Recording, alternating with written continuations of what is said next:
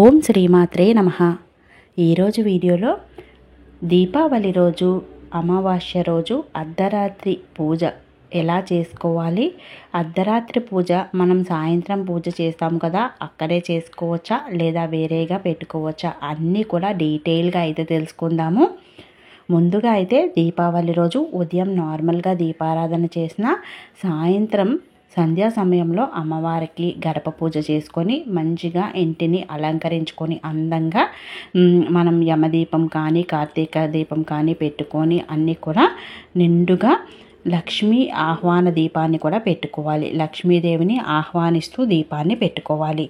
ఇలా పెట్టుకొని మనం మంచిగా ఇంట్లో అమ్మవారికి ఆరాధన చేసుకోవాలి. ఇంట్లో దీపావళి రోజు అమ్మవారిని ఏ విధంగా ఆరాధించాలో నేనైతే వీడియో చేసి పెట్టాను. కావాలి అంటే డిస్క్రిప్షన్లో లింక్ ఇస్తాను, ఒకసారి చెక్ చేయండి. ఆహ్వాన దీపం కూడా లింక్ అయితే ఇస్తాను, చెక్ చేయండి.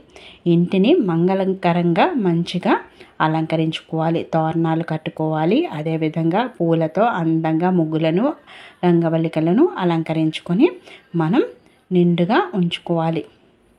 ఇక దేవుడి మందిరంలో లక్ష్మీప్రదమైనవన్నీ సమర్పించి అమ్మవారికి సంధ్యా సమయంలో దీపారాధన చేసుకోవాలి. ఇక్కడైతే నేను అన్నీ కూడా పెట్టుకున్నాను. కుబేర కుండలు కానీ మనం అమ్మవారికి లక్ష్మీప్రదమైన లక్ష్మీ గవ్వలు కానీ గోముఖ చక్రాలు ఇవన్నీ కూడా పెట్టుకున్నాం. పూజలోని కామాక్షి దీపము నవధాన్యాలు అన్నీ కూడా ఇలా పెట్టి సంధ్యా సమయంలో పూజ చేసుకుంటాము. అయితే అర్ధరాత్రి సమయంలో కూడా పూజ చేయడం వల్ల మనకి చాలా మంచిది. అర్ధరాత్రి సమయంలో లక్ష్మీదేవి సంచరిస్తూ ఉంటుంది. ఆ సమయంలో ఎవరైతే అమ్మవారిని ఆరాధిస్తారో వాళ్ళ ఇంటికి తప్పకుండా వస్తారు అని అంటారు.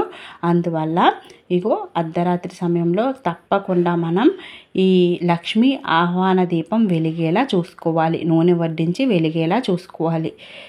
అప్పుడు మనం దేవుడి మందిరంలో ఆల్రెడీ పూజ చేసాము కదా అక్క, అవి దీపాలు కొండెక్కకపోతే ఎలా అంటే, అవి కొండెక్కకపోతే వేరే ప్రదేశంలో మనం ఈశాన్య ప్రదేశంలో హాల్లోనైనా ఇంటికి మధ్యలోనైనా ఎక్కడైనా పూజ చేసుకోవచ్చు. ఇలా పీట వేసి మంచిగా మనం కుబేర ముగ్గుని కానీ అష్టదళ పద్మ ముగ్గు కానీ వేసి చుట్టూ బంధన వేయాలి. బంధన వేయడం వల్ల మనకి లక్ష్మీదేవి వచ్చి కూర్చున్నాక ఆమె తిరిగి వెళ్ళలేరు. అందుకని తప్పకుండా ముగ్గుకి బంధన వేసి అమ్మవారిని అందంగా ఒక ప్లేట్ పెట్టి అలంకరించుకోవాలి. అమ్మవారికి మంచిగా బంగారం నగలు ఏమైనా ఉంటే అమ్మవారికి అలంకరించుకొని ఒకవైపు ధనాన్ని ఒకవైపు నోట్లను పెట్టుకోవాలి. అంటే మన దగ్గర ధనానికి సంబంధించినవి ఏవి ఉంటే అవన్నీ పెట్టాలి. ఇవి మన తెలుగు వాళ్ళకన్నా ఎక్కువగా మార్వాడీలు చేస్తూ ఉంటారు ఈ పూజ. అందుకే వాళ్ళకి ధనం ఎక్కువగా కలుగుతుంది అని అంటారు. ఇలా మనం దీపాలు ఒక్కొక్కటి నేను ఇక్కడ ముగ్గులు అయితే వేసుకున్నాను కదా, కమలం ముగ్గు కానీ లేదా మనం స్వస్తిక్ కానీ ఇలా కలశం కానీ అదే ముగ్గుల్లో నేను ఒక్కొక్క మట్టి ప్రమిద పెట్టుకున్నాను. అమ్మవారికి దీపారాధన అంటే చాలా ఇష్టం. నిండుగా దీపకాంతి, మంగళకరమైన ముగ్గులు, మంచి సువాసన ఇలా ఎక్కడ మంచిగా ఉంటుందో శుభ్రత అక్కడ లక్ష్మీదేవి సంచరిస్తుంది అంటారు. అందుకని లక్ష్మీప్రదంగా మనం చేసుకోవాలి ఇంటిని. చూస్తున్నారు కదా, ఇక్కడ నేతి దీపాలను పెట్టుకుంటున్నాను. ఒక్కొక్క ప్రమిదలో పెట్టుకొని ఇవన్నీ కూడా మనం దీపారాధన చేసుకోవాలి. అయితే నార్మల్గా పూజ చేసుకునేటప్పుడు మనం ఇవన్నీ పెట్టుకొని నవధాన్యాలు అవి పెట్టుకుంటాం కదా అక్క, అక్కడ అష్టోత్తరం చేసుకుంటాం కదా, అంటే అవి దీపాలు కొన్ని ఉంటాయి, కొన్ని కొండెక్కిపోతాయి కదా. మనం అక్కడ ఏ దీపారాధన చేసాము, మనం పంచగవ్య దీపారాధన చేసాము. అలా కాకుండా అమ్మవారు సంచరించే సమయంలో మనం ఈ విధంగా దీపారాధన చేసి అన్ని దీపాలలో కొంచెం కొంచెం జవ్వాది పొడిని వేసుకోవాలి. అదేవిధంగా అమ్మవారి దగ్గర కూడా జవ్వాది అత్తరు లేదా పూలతో చేసిన అత్తరు ఏదైనా సరే మంచి సువాసన పడుతుంది. అక్కడ అంతా కూడా మనం వేసుకోవాలి.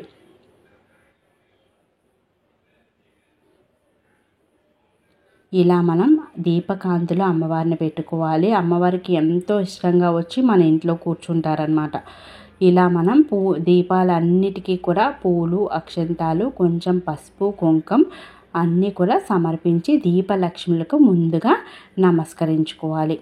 అనంతరం మనం లక్ష్మీదేవికి కూడా పూలు అక్షంతాలు అన్నీ సమర్పించి ఇక్కడ మనం లక్ష్మీదేవికి మంచిగా బిల్వపత్రాలు, మొరవము అంటే సువాసన భరితంగా ఉండే పుష్పాలు. మొరవం అంటే అమ్మవారికి ఇష్టము. బిల్వపత్రాలన్నా గులాబీలు, మల్లెలు, విరజాజులు ఇలా ఏ పుష్పాలు ఉంటే వాటితోని మనం అమ్మవారికి అష్టోత్తరం చేసుకోవాలి. ఇంకా అర్ధరాత్రి పూజలో మనకి 108 కమలాలు దొరికితే కమలాలతో మనం అర్చిస్తే అమ్మకు చాలా ఇష్టం అన్నమాట. ఇక్కడ నేను అన్నీ కూడా 108 నామాలు చదువుకుంటూ గోముఖ చక్రాలు, గురువింద గింజలు, అదేవిధంగా లక్ష్మీ గవ్వలు, పుష్పాలు అన్నీ వేసి నేను అష్టోత్తరం అయితే చదువుకుంటున్నాను. ఇక్కడ అష్టోత్తరం రాదు అనుకునే వాళ్ళు ఓం శ్రీమాత్రే నమః, ఓం శ్రీ లక్ష్మీదేవతాయ నమః అని ఏదైనా ఒక నామాన్ని అమ్మను తలుచుకుంటూ పూలు అక్షంతాలు మొరవము అన్నీ వేసి అమ్మవారి పాదాలకు వేస్తున్నట్టు అనుభూతి చెంది అమ్మకు పూజించుకోవాలి. ఇలా భక్తి శ్రద్ధలతో ఆ సమయంలో ఎవరైతే అమ్మవారిని పూజిస్తారో తప్పకుండా వాళ్ళకి అమ్మవారి అనుగ్రహం అనేది కలుగుతుంది. అమ్మవారు తప్పకుండా మనకి అన్ని విధాలా కూడా సహాయం చేస్తారు.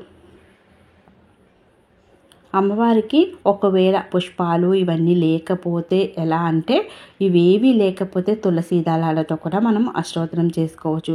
అవి లేకపోతే ఎర్రని అక్షంతాల్లో కొంచెం జవ్వాది పొడి వేసి కుంకుమ అక్షంతాలు కొంచెం నెయ్యి వేసి కలుపుకోవాలి. కలుపుకొని దానిని అమ్మకి అష్టోత్తరం చేసుకోవచ్చు. ఎర్రని అక్షంతాలు ఒకవేళ జవ్వాది లేదు అంటే పచ్చకర్పూరం కానీ కర్పూరం కానీ వేసి కూడా మనం అమ్మకి అష్టోత్తరం అయితే చేసుకోవచ్చు అక్షంతాలతో. ఇక్కడైతే నేను నవధాన్యాలను కూడా ఒక చిన్న ప్లేట్లో వేసి అమ్మవారి దగ్గర పెట్టుకున్నాను. అదేవిధంగా మనం అగరబత్తి వచ్చేసరికి కస్తూరి అగరబత్తి అమ్మవారి దగ్గర వెలిగిస్తే చాలా మంచిది. లక్ష్మీ అమ్మవారికి కస్తూరి అగరబత్తి అంటే చాలా ఇష్టం అన్నమాట. అమ్మవారికి ధూపం చూపించి ఇల్లంతా ధూపం వేసి అర్ధరాత్రి సమయంలోనే ద్వారలక్ష్మి దగ్గర కూడా ధూపాలు వేసుకొని అమ్మవారికి పంచహారతిని సమర్పించాలి. ఇక్కడ నైవేద్యం వచ్చేసరికి అమ్మవారికి ఆవు పాలను కానీ లేదా పళ్ళను కానీ నివేదించవచ్చు. ఆవు పాలని నేను ఎప్పుడు నివేదిస్తాను కొంచెం పటికి బెల్లం వేసి. తర్వాత ఇలా చిల్లర నాణాలు పెట్టాం కదా వాటిని ధ్వనించాలి. ఈ ధ్వనించడం కూడా మనం 5 సార్లు కానీ 9 కానీ 11 కానీ 21 సార్లు కానీ చేయాలి. ఇలా చేయడం వల్ల ఆ శబ్దం లక్ష్మీ అమ్మవారికి చాలా ఇష్టపడతారంట. మన ఇంటికి తప్పకుండా ఆమె వస్తారనమాట. చూశారు కదా, ఈ విధంగా మనం సింపుల్గా లక్ష్మీ అమ్మవారికి పూజ చేయడం వల్ల అమ్మవారి అనుగ్రహంతో పాటు మనకి కూడా చాలా మనశ్శాంతి ఉంటుంది. ఇంట్లో ఒక పాజిటివ్ అనుభూతి అన్నది కలుగుతుందన్నమాట. ఎప్పుడు మనం అర్ధరాత్రి పూజ చేయం కదా, ఇలా చేస్తే చాలా బాగుంటుంది. ఒకసారి ట్రై చేయండి. ఏదైనా తెలిసి కానీ తెలియక కానీ పొరపాట్లు చేసి ఉంటే తప్పకుండా తెలియజేయండి. మరొక మంచి వీడియోతో కలుద్దాము. శ్రీమాత్రే నమః.